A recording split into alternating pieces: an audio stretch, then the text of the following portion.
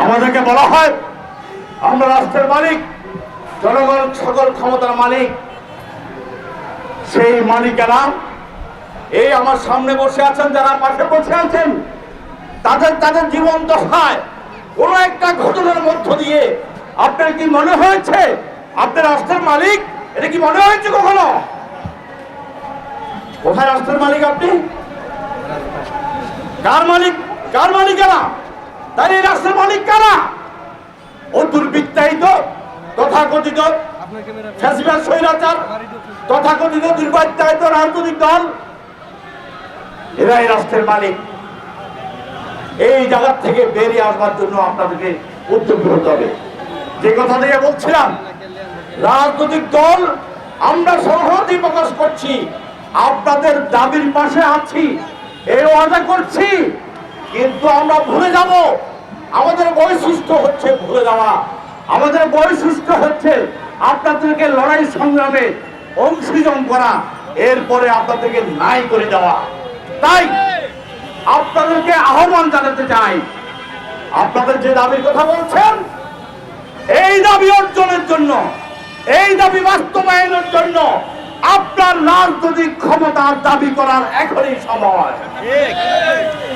আপনার অধিকার লিখবেন আপনি, আপনার অধিকার বাস্তবায়িত কি হবে সেটা নির্ধারণ করবেন আপনি। আপনার এই অধিকার আপনাকে পায়ে দেওয়ার সমস্ত পথনকশা তৈরি করবেন আপনি। রাজনৈতিক দলের কাছে আপনার অধিকারের ইজরা দেওয়ার কোনো দরকার নাই। পরিষ্কার কথা, আমার অধিকার আমি চাই, কিভাবে চাই সেটি নির্ধারণ করবার জন্য যেখানে ক্ষমতার বর্ষণ, যেখানে নীতি নির্ধারণ হয়, নীতি প্রণয়ন হয়, নীতি বাস্তবায়ন করা হয়, সেখানে ভূমিহীন কৃষকদের এবং কৃষকদের অংশীদারিত্ব আমরা চাই। আমরা আমার ক্ষমতা চাই, আমার রাজনৈতিক ক্ষমতা চাই। এই ক্ষমতার মধ্য দিয়ে আমার ভবিষ্যৎ আমি নির্ধারণ করব। আপনারা রাজনৈতিক দল সমূহ আপনাদের পাশে থাকুন, এই প্রত্যাশা আপনারা করতেই পারেন। কিন্তু নিজের অধিকার পাওয়ার জন্য নিজের রাজনৈতিক ক্ষমতার দাবি যদি করেন, তাহলে 54 বছর যেভাবে ফাঁকির ভেতর দিয়ে আপনাদেরকে নিয়ে গেছে, আগামী দিনও সেই ফাঁক ফোকরের মধ্যে আপনারা থাকবেন, আপনাদের কর্মসূচি বাস্তবায়ন হবে না। প্রিয় বন্ধুরা, আজকে ইন্ডিয়ান গভর্নমেন্টের প্রতি পরিষ্কার একটা বার্তা দিতে চাই। বহু বিষয় নিয়ে আপনারা কথা বলছেন, করিডোর নিয়ে কথা বলছেন, বন্দর নিয়ে কথা বলছেন, নানা ইস্যু এজেন্ডা অনেক বড় করে ফেলছেন। আমরা মনে করি একটা অভ্যুত্থানের পরে এই সরকারের প্রধান দায়িত্ব ছিল যারা মানুষকে গুলি করে হত্যা করেছে, যারা বুক পেতে দিয়ে গুলি খেয়েছে, সেই সমস্ত স্বজনদের এই হত্যার বিচার করার প্রাথমিক দায়িত্ব ছিল আপনাদের। সেই বিচারের কাজ যতটা দৃশ্যমান হওয়া দরকার অতটা দৃশ্যমান হয় নাই। আমরা বলেছি জুলাই গণ অভ্যুত্থানের মধ্য দিয়ে বাংলাদেশকে নতুন বাংলাদেশ তৈরি করবার, বাংলাদেশকে নতুনভাবে গড়ে তুলবার যে আকাঙ্ক্ষা তৈরি হয়েছে তথা রাষ্ট্র সংস্কারের দাবি, সেই দাবি কষ্টে এখনো কোনো চূড়ান্ত অগ্রগতি সাধিত হয় নাই। একই সাথে বাংলাদেশকে একটি গণতান্ত্রিক প্রক্রিয়ায় ফিরবার জন্য তার প্রথম শর্ত নির্বাচন, সেই শর্তের কষ্টেও আজকে পরিষ্কার কোনো রোড ম্যাপ ঘোষণা করা হয় নাই। তাই পরিষ্কার বলতে চাই, বহু বিষয় এজেন্ডা খুলে, বহু বিষয় তৈরি করে মূল বিষয় থেকে দৃষ্টি অন্যদিকে ফেরাবেন না। মূল বিষয় আপনাদের কাজকে দৃষ্টিতে আনুন। আজকে গণহত্যার বিচার, রাষ্ট্রের সংস্কার এবং এই নির্বাচন, এই তিনটিকে একটি মুখোমুখি না করে সমন্বিতভাবে এই তিনটির জন্য কি রোডম্যাপ হবে, কি পথনকশা হবে তা তাড়াতাড়ি ঘোষণা করুন। এর মধ্য দিয়ে রাষ্ট্রের স্থিতিশীলতা আসবে, জনগণ নিশ্চিত হবে তার আগামী ভবিষ্যৎ কি।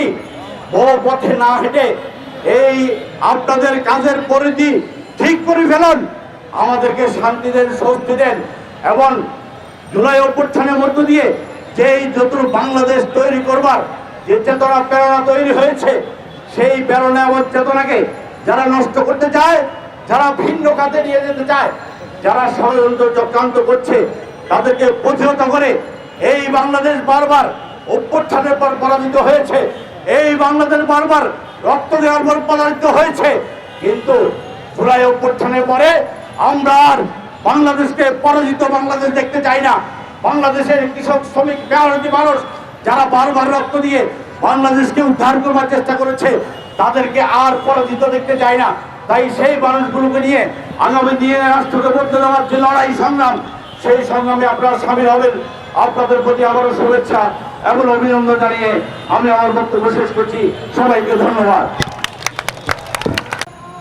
আমাদের যখন ফ্যাসিস্টকে বদলানোর দরকার হয়, ফ্যাসিস্টকে হটানোর দরকার হয়, স্বৈর শাসন থেকে বাঁচবার দরকার হয়, আমাদের যখন লাঠি, গুলি, টিয়ার গ্যাস থেকে বাঁচবার দরকার হয়, তখন আমার শ্রমিক, কৃষক, মেহনতি মানুষ রাস্তায় নেমে আসে, আমাদের রাজনৈতিক কর্মীদেরকে হাতলে রেখে নিজের বুক পেতে দিয়ে গুলি খেয়ে আত্মহত্যা দিয়ে আমাদেরকে রক্ষা করে। বন্ধুরা,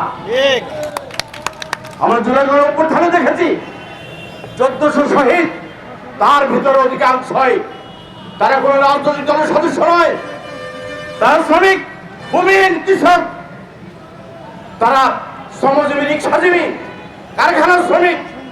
এই মানুষেরা আত্মহত্যা দিয়েছে, আত্মহত্যা দিয়ে ওই ফ্যাসিবাদী শাসকের হাত থেকে আমাদেরকে মুক্ত করেছে, আমাদেরকে নিঃশ্বাস দেওয়ার সুযোগ করে দিয়েছে। অত্যন্ত দুর্ভাগ্যের বিষয়,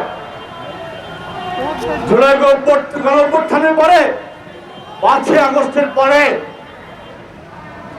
আমরা যারা রাজনীতিবিদ, রাজনৈতিক দলের নেতা কর্মী, বড় দল, ছোট দল, আমরা এই রাজনীতির নিয়ামক হয়ে গিয়েছি। আজ যে শ্রমিক, কৃষকেরা রক্ত দিয়ে ওই ফ্যাসিবাদকে তাড়িয়ে দিয়েছে, তারা আজকে অপ্রাসঙ্গিক হয়ে গিয়েছে। আজকে আলোচনা হয়, সংলাপ হয় রাজনৈতিক দলের সাথে, রাজনৈতিক নেতৃবৃন্দের সাথে, যারা সুন্দর সুন্দর জামা কাপড় পরে, তাদের চেহারা অনেক সুন্দর, তাদের সাথে ওই এসি রুমে বসে সংলাপ হয়, ওই কমিশন হয়, ওই রাষ্ট্র সংস্কার নিয়ে কথা হয়। কিন্তু আমার এই মেহনতি মানুষ, এই শ্রমিক জনতা, যারা প্রত্যেকটি লড়াইয়ের অংশীজন, প্রত্যেকটি লড়াইয়ের সামনের অগ্রসর সৈনিক, তাদের সাথে কোনো সংলাপ নাই, তাদের সাথে কোনো আলাপ নাই, তাদের সাথে কোনো বক্তব্য নাই। আমরা এর তীব্র প্রতিবাদ করতে চাই।